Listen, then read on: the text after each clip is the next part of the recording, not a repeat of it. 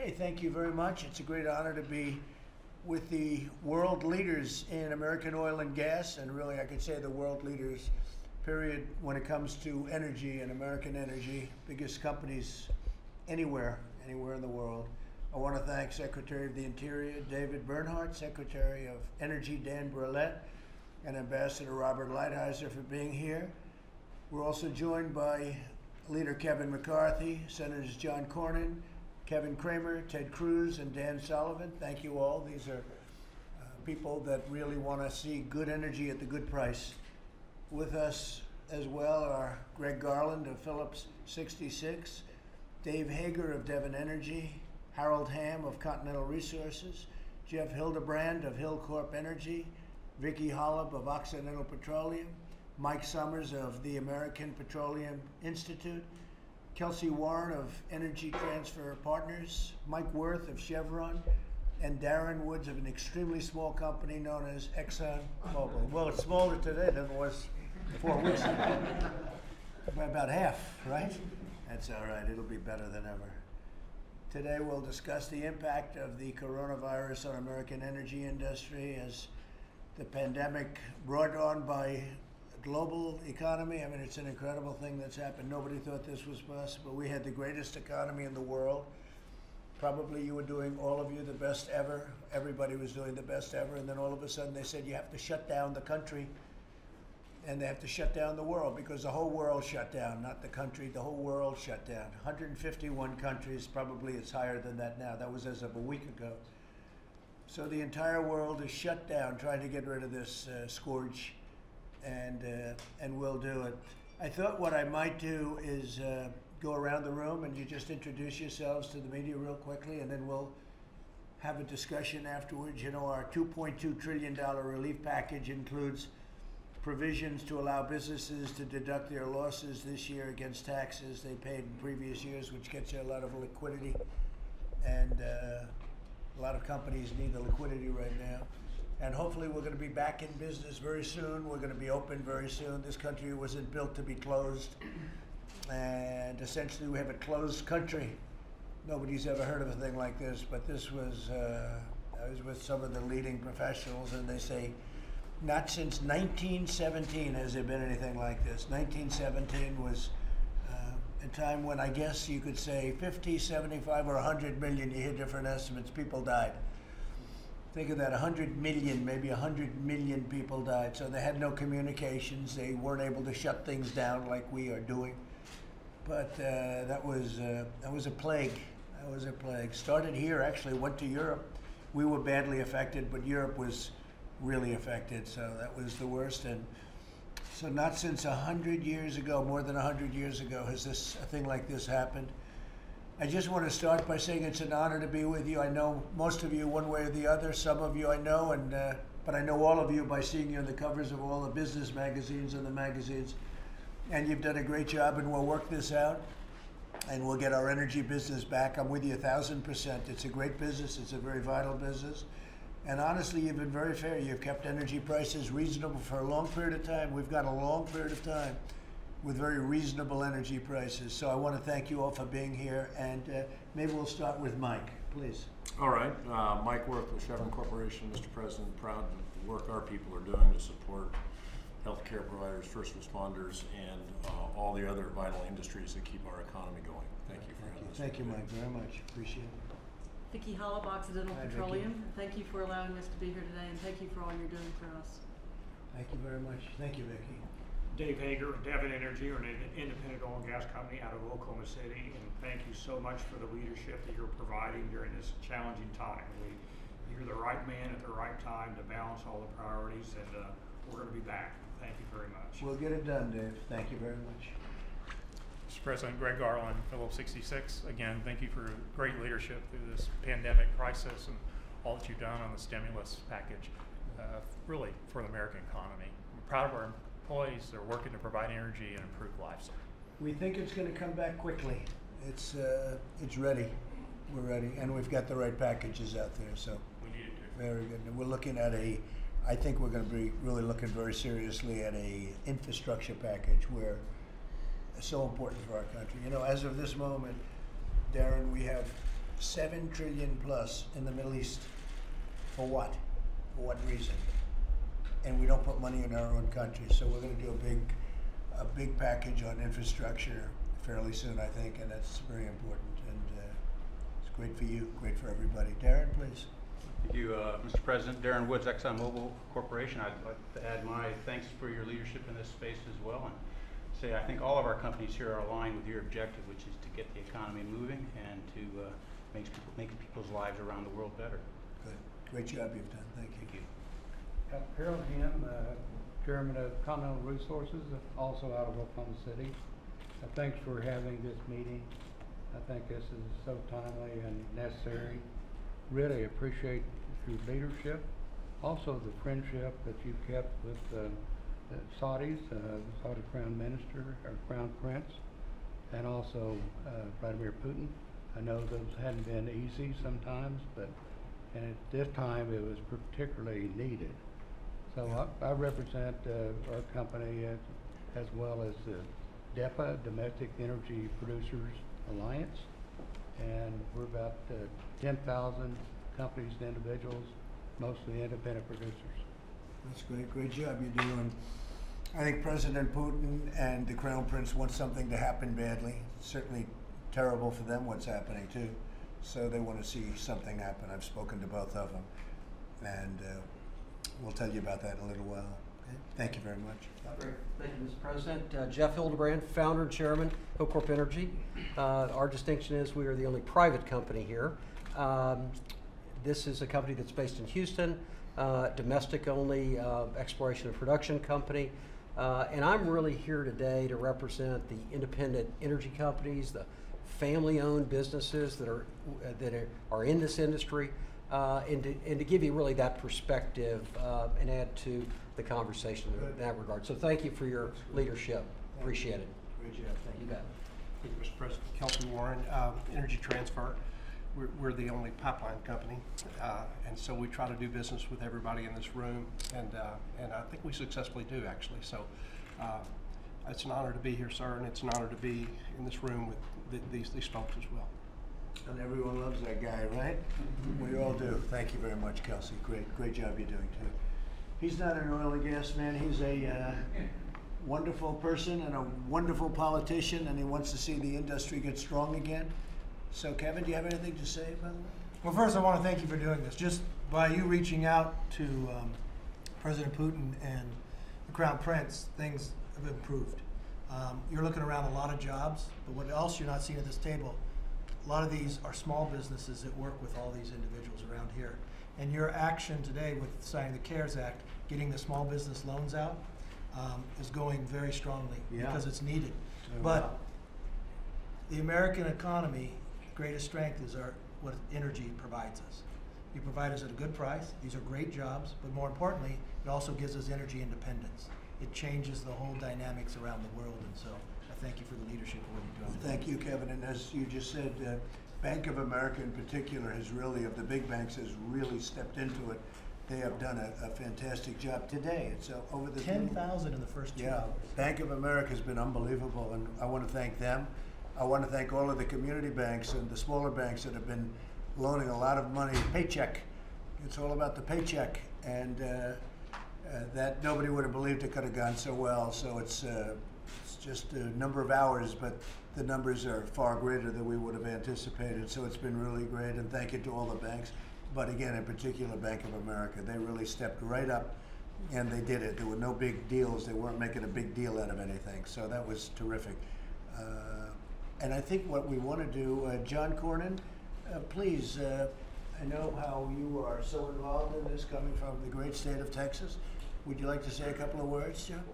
Thank you, Mr. President. Thank you for convening the meeting. Many of us have been talking together, but we can't get done what needs to be done. Only you and the administration can, and particularly getting the attention of the Saudis and flooding the markets, really adding insult to injury in a time when our economy was suffering anyway because of the coronavirus. And so this meeting could not be more timely. I agree with what's been said about the importance of affordable energy to our standard of living, and really we've changed the world as a result of the production of domestic energy here and improve the quality of life for a lot of people. Thanks very much, John. Really good job. And John agrees. We were talking about it the other day that you've all done well, but you've also kept energy very affordable. Really, very, very affordable, and a lot of it. We never had any problems. So we're going to keep it that way. Do I see Dan back there? Dan Sullivan? I was looking. I thought that looked like Dan. I want to thank you for convening this meeting. You know, under the Trump administration, working with the Congress, the U.S. has become the world's energy superpower again. It's unbelievable. And these companies have done it. Obviously, it's a very important issue in my state, the great state of Alaska. But these are great jobs, as John Cornyn just said, for all of our states. But it's really important for the national security of our country, too. And we have been, a number of senators have been reaching out, having frank discussions with the Saudis, saying, hey, if you're a longstanding ally of ours, we're not, right now, you're hurting a lot of our citizens. You're hurting a lot of the people we represent, and you shouldn't take us for granted. We have a great military that's protected Saudi Arabia for decades, and Senator Kramer and I have some legislation that could possibly change that if they don't start to cooperate. So again, we appreciate your leadership with the Crown Prince, with the Russians, and calling this meeting. But this is a great sector of the U.S. economy that once we get through this, and we will, this pandemic, this sector is going to take off again. And your administration and you have had a lot to do with the strength of the U.S. energy sector, and we need to keep it strong. Thank you very much, Dan. And Kevin Kramer, North Dakota. People don't realize how big a producer North Dakota is, right? Harold knows. Yeah, Harold knows. So do a lot of the others around. Harold knows. Mr. President, to echo everything and maybe add a little bit, the people around your cabinet table right now are part of the renaissance of oil and gas in this country. But since you became president, we went from a renaissance to security, to independence, to dominance. And that dominance and that security right now are in some danger. Just a quick example, in North Dakota, since Saudi Arabia and Russia announced their little price war, we've had $6 billion of CapEx taken out of our state planned for this year. Yeah. I was economic development director when the entire gross domestic product of North Dakota was $13 billion. Yeah. So that's significant. That represents not just CapEx, that represents lots of jobs, lots of people in the value chain. And I would just add one word to what Dan talked about with regard to Saudi Arabia. It is estimated by one report in 2018 that we spend a minimum of $81 billion defending global oil supplies. We can use that money in national defense and other hot spots in the world if our friends are going to treat us this way. So appreciate your outreach this week. I think we're halfway there just with the success of your diplomacy this week. Thank you for this meeting. It's gone up, and we have to, otherwise we lose a lot of jobs too. We're talking about one of the big job producers anywhere, Kevin, right? Would you have anything to say? Mr. President, thank you. I'm Mike Summers. I'm President and CEO of the American Petroleum Institute. The folks around this table represent the American energy revolution. And we want to thank you for everything that you've done to support that revolution. And we want to make sure that revolution continues after this pandemic crisis is solved. Thank you, sir. Thank you for that. Senator Cruz. I think he's around here. Ted can't be seen. He's hiding. Apparently he joined the press. He's gone over to the evil side. What are you doing? Mr. President, thank you for convening this meeting. This is an important meeting, and this is the time, as you know, of crisis all across the country, a public health crisis and an economic crisis. As you've heard and as you know from everyone around this table, the energy sector has been a huge part of the economic success and boom that we've enjoyed over the last several years.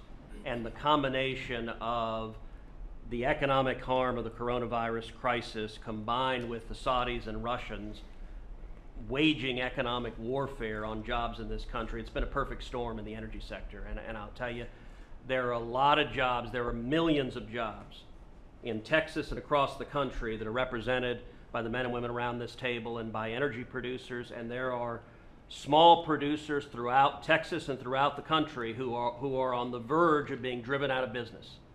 And so this meeting, I think, is important. Every one of the senators in this room has had multiple conversations with the Saudis, leading in hard on the Saudis, and your leadership and diplomacy with the Crown Prince had a big impact getting them to stop flooding the market and taking advantage of this crisis.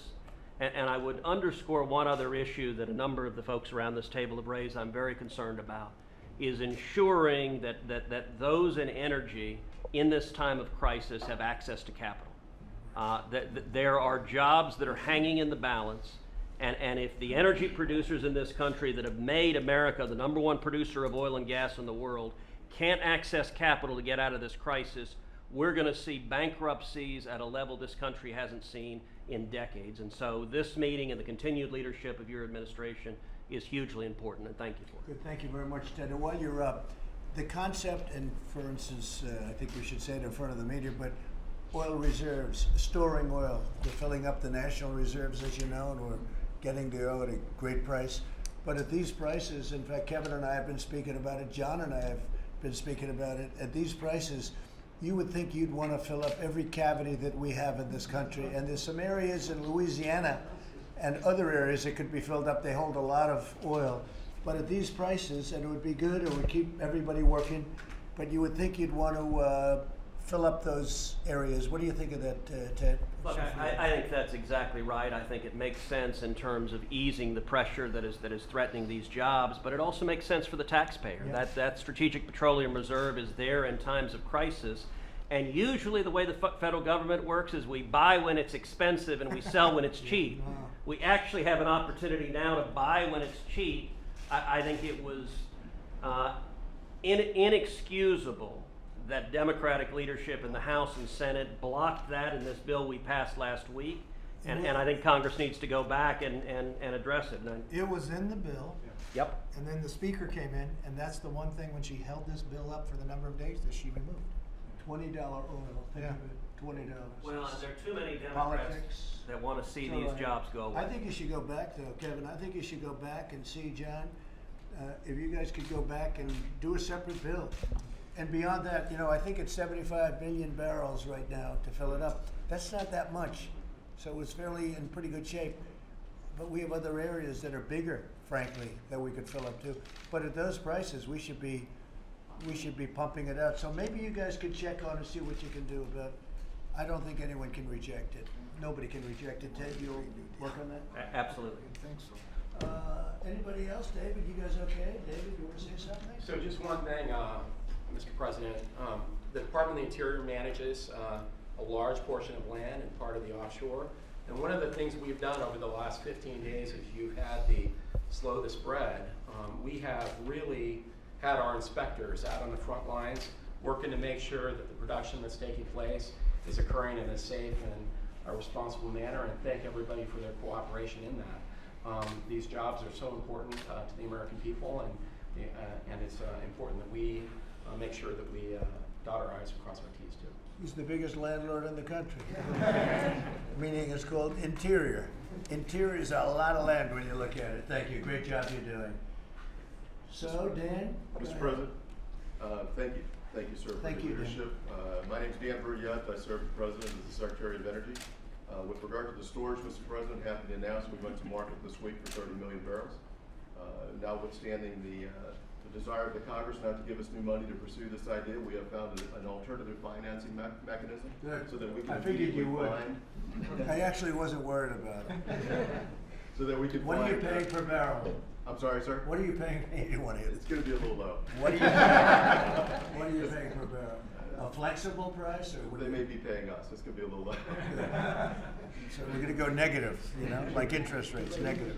But Mr. President, I just wanted you to know, and for the industry players who are here, we are moving very aggressively. We're using every tool that we have at the U.S. Department of Energy, not only to provide immediate relief for this particular industry and the economy itself, but also to look for technologies that over time will reduce the cost structure for the entire industry. So we're moving on as aggressively as we can, sir. Thank you for your leadership. Dan, check out other areas where you can store oil. Yes, sir. And there's some very big ones, bigger than what we have now. And at these prices, you should do it. Yes, sir. We fill it up, right? Yes, sir. Fill up the tank. Okay, Bob Lighthizer, you've been so great, and this isn't your meeting really, but Bob has done some of the best trade deals ever done in our country, and one of them is actually kicked in on April 1st, and that's with China, and I hope they're buying a lot, I hope. I don't know to say anything. I'm here to answer questions, Mr. President, so I'll just keep my mouth shut. But the trade deals are working. China's good. We're on track with USMCA, but I'll just answer He's questions. very shy. That's good. He just wants to make deals, that's all. And you've done a great job. Thank you very much. We will have a news conference at about 5 o'clock, 5:15 maybe. And so we'll see you in a little while. We'll answer questions. But this is a great group of leaders. And we've got to make sure that we preserve and even make greater our energy industry. And I want to thank all of the senators and congressmen, the boss here, for being here and for working so hard. I'll tell you what, they are calling me constantly. They want your industry to be successful, and they're going to make it that way. We're all going to make it that way. So I'll see you at 5 o'clock, and same place. We look forward to it. Thank you. All right, guys. Thank you, guys. Thank you very much. Let's go, guys.